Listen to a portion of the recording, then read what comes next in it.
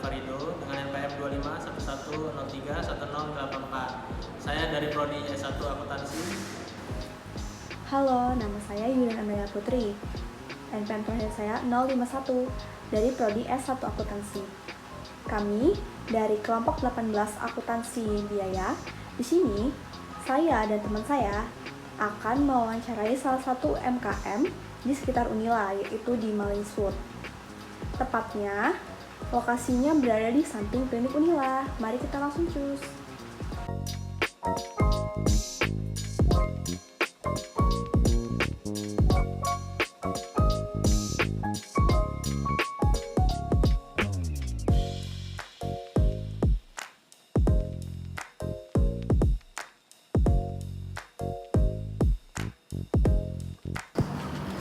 Sebelumnya perkenalin, nama aku Mahargal Farido dari S1 Akuntansi. Terus ini juga yang merekam temanku namanya Amel dari S1 Akuntansi juga. Ini kakaknya namanya siapa ya, Kak? Oh ya, mau perkenalkan diri, nama saya Tania Zakia Tunupus dari S1 Prodi Bahasa Indonesia FKIP. Ya, di sini kakak kan diwawancara sebagai owner di Malingswood. Sebelumnya aku mau nanya dulu nih tentang di Malingswood. Jadi di Malingswood ini dibangun kapan gitu, dan dia jual produk apa sih? Baik, izin menjawab, di Malingswood itu singkatan dari Dimsum Mentai Keliling, yang dimana Dimsum Mentai Keliling ini sudah saya jalani selama kurang lebih 2 tahun ini sebagai mahasiswa dari awal saya masuk kuliah di Unila sampai dengan hari ini saya berjualan di Malingswood tersebut. Nah, jadi di Malingswood itu saya menjual aneka varian dimsum, ada dimsum mentai, dimsum ori, dimsum goreng keju lumer. Nah, itu lebih singkat. Jadi menunya banyak ya, kayak dimsumnya? Iya, benar. Untuk yang best seller menunya apa, Kak? Ya, untuk saat ini kan lagi viral yang dimsum goreng keju lumer, yaitu bisa dianekasi dengan menggunakan saus mentai, lalu di toast juga ada best seller kita dari mentainya juga. Berarti kebanyakan menu tuh rata-rata dimsum? Iya, benar. Selain dimsum ada nggak, Kak? Oh, kalau untuk sesuai nama produk kami kan dimsum, di Malingswood dimsum mentai itu kami aneka dimsum sih, ada dimsum aneka dari nori, terus ada dimsum keju lumer, dimsum kuah keju, dimsum bolognese, seperti itu. Kan itu banyak ya, Kak, jenisnya, Kak. Kalau sebelum kakak jual itu sebenarnya ada target nggak sih, Kak? Siapa yang mau beli, apa random aja gitu? Oh, kalau untuk target dari saya sendiri sih tentunya ada ya, karena kan saya membuka usaha ini di kalangan mahasiswa. Tentu target sendiri itu dari mahasiswa Universitas Lampung itu sendiri, dan juga target saya itu kan di tempat umum tuh, di jalan raya, otomatis target pemasarannya dari kalangan umum yang lalu lalang di jalan raya tersebut. Terus untuk selanjutnya kan kita udah bahas tentang usaha kakak gitu ya. Kita pengen nanya soal pembiayaan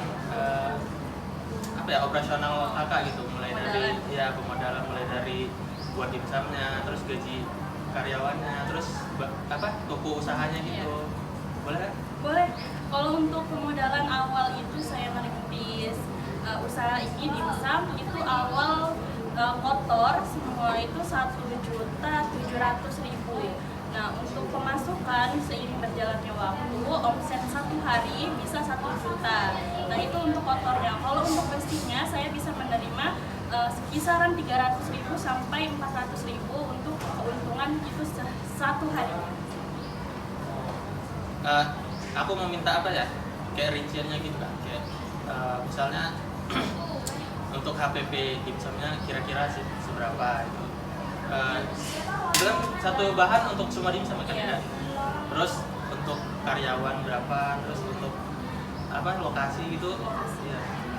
Kalau untuk fee atau upah karyawan sendiri itu saya hitungannya 45 sampai 50.000 satu hari, dengan kisaran waktu penghitungan gajinya itu 1 bulan. Jadi karyawan tersebut menerima upah untuk menjaga stand dimsum itu 1 juta, kisaran 1.200.000.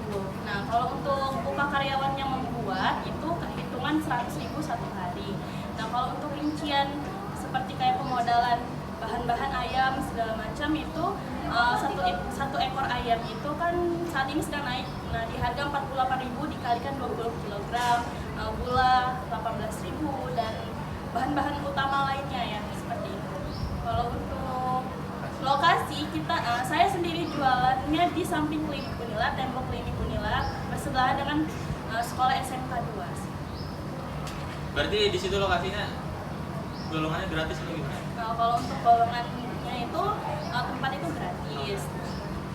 Terus aku mau nanya gini, itu kan kalau biasanya kan jualan usaha makanan tuh dia diproses dulu, maksudnya semuanya dibuat dulu gitu, terus bisa jadi di freeze dulu atau ini kakak gimana gitu prosesnya maksudnya? Kalau untuk proses pembuatannya kita melakukan penggilingan terlebih dahulu ya di pasar untuk penggilingan ayamnya, pencucian dulu, terus penggilingan, lalu pengadonan semua bahan-bahan, pembentukan. Setelah pembentukan itu kami melakukan proses kukus. Setelah kukus baru kami packing dan dimasukkan ke dalam freezer. Jadi kalau untuk dimasukkan ke freezer itu kami awet sampai 1 hingga 2 bulan untuk dimsum tersebut. Berarti sekali buat itu untuk berapa bulan kan? Kalau untuk buat satu hari itu buat 25 kilo untuk satu minggu, tapi lebih cepat habis kalau banyak target mahasiswa yang membeli itu kisaran cuma sampai 3 sampai 4 hari. 20 kilo untuk 4 hari. Oh gitu berarti ya.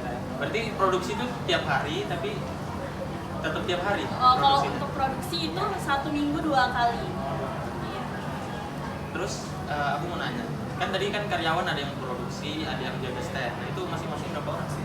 Kalau untuk pembuat dimsum di rumah itu karyawan ada 2 dan juga untuk penjaga stand tersebut juga 2. Jadi totalnya ada 4 karyawan. Nah, terus kan untuk biaya produksi itu kakak mau hitung nggak kak? Kayak biaya listriknya, airnya. Iya. Terus untuk stand kan apa butuh listrik juga atau lain-lain? Kalau untuk penghitungan pembuatan itu terhitung ya seperti gas. Gas itu dihitung satu tabungnya 25.000, terus listrik untuk satu kali pembuatan listrik itu isi token kisaran 50 sampai 100.000 sekali buat. Jadi total kotor untuk pembuatan biaya-biaya seperti listrik dan gas itu 130.000. Nah kan sekarang ini kak, plastik lagi naik.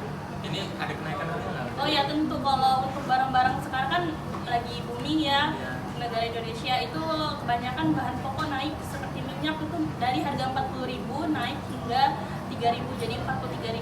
Terus plastik dari harga 18 menjadi 20.000. Naiknya banyak ya? Ya cukup drastis ya, tapi harga yang kami jual tetap sama yaitu 15.000 isin. Itu kakak kan nggak naikin harga, itu untuk omset kira-kira masih kayak sebelumnya atau Kalau untuk sedikit omset, turun? kebetulan kan selama satu bulan puasa kemarin kan saya berjualannya di bazar yang di Satel itu untuk omset benar-benar naik. Kemudian kan setelah lebaran ini saya off dulu selama 1 minggu. Nah mungkin mereka mencari kan, jadi pas saya buka lagi itu agak sedikit turun karena kan udah lama nih nggak buka, jadi mereka kayak mencari kemana ini nggak jualan-jualan, jadi sedikit menurun.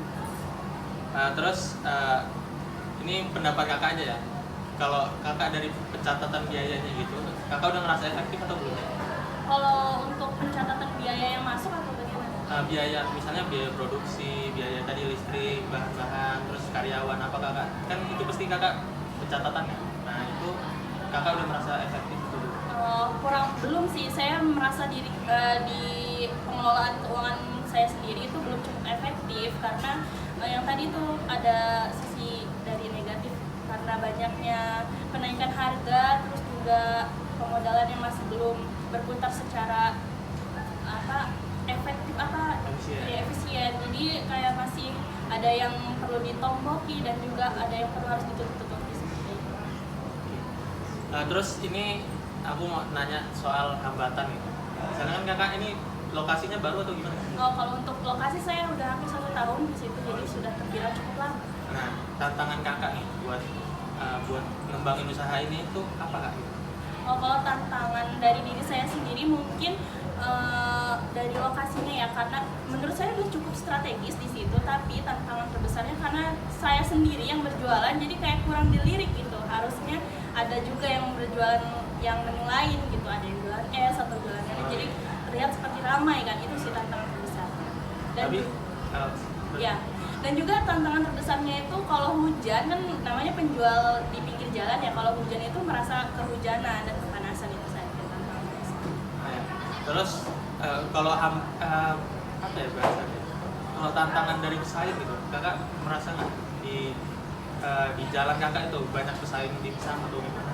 Kalau untuk pesaing sih saya tidak pernah merasa tersaingi ya, karena kan soal rasa, soal tekstur ataupun soal cita rasa itu kan dari pembuat sendiri berbeda-beda. Tentunya saya sudah mempunyai langganan tersendiri yang dimana mereka approve sama dimsum saya, jadi saya tidak takut kehilangan pelanggan. Kalau mereka cocok ya pasti akan balik lagi, seperti itu saja. Jadi tetap positive thinking, tetap jalanin aja. Kalau mereka suka pasti akan balik lagi. Oke.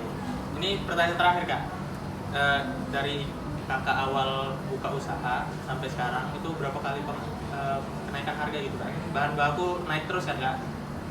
Kalau untuk kenaikan harga saya tidak pernah menaiki harga, kecuali saya launching menu baru. Nah itu menunya kan rata-rata tren baru ya, menu baru keluar, jadi harga dari menu yang baru itu saya naikin sedikit, dari harga 10.000 saya naik jadi 2.000 jadi 12.000. Nah itu dengan kenaikan yang saya naiki dari menu tersebut itu bisa menutup sedikit omset yang seperti bahan baku yang naik itu, jadi bisa tertutup dari situ. Wawancaranya cukup sih kak.